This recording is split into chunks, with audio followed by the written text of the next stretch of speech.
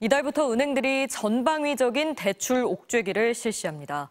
내 집 마련하려는 실수요자 입장에선 크게 불편한 상황일 텐데요.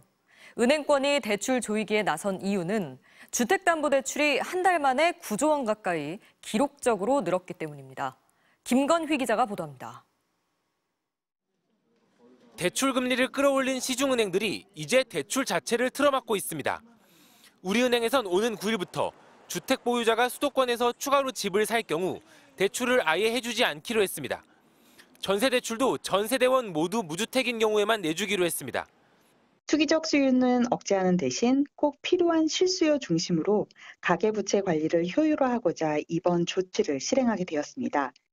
내일부터 KB국민은행은 신규 전세 대출을 전세 보증금이 늘어나는 만큼만 내주기로 했고, 인터넷 은행인 카카오뱅크도 주택담보대출 조건을 무주택 세대로 제한하기로 했습니다.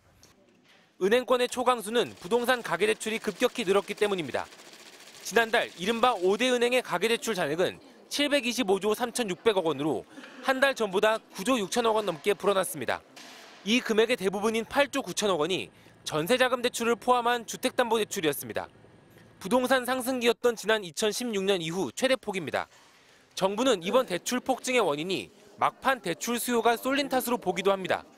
대출 한도를 줄이려는 조치, 이른바 2단계 스트레스 DSR이 이달부터 시행되기 때문입니다. 당국은 시중은행의 대출을 압박하면서 주택 공급책을 연일 쏟아내고 있습니다. LH는 내년까지 신축 빌라 등 11만 가구를 사들여 임대 시장에 풀겠다고 밝혔습니다. 이를 위해 LH의 부채 비율도 올리기로 했습니다. 특히 공급이 부족한 서울에서는 물량에 제한을 두지 않고 매입할 계획입니다. 다만 대출이 막힌 실수요자들이 제2금융권 등에서 대출을 받는 풍선 효과에 대한 우려도 나오고 있습니다. 길게 보면 하반기 금리 인하가 유력한 만큼 연말까지 가계부채와 주택시장이 또다시 요동칠 가능성도 남아 있습니다. MBC 뉴스 김건희입니다.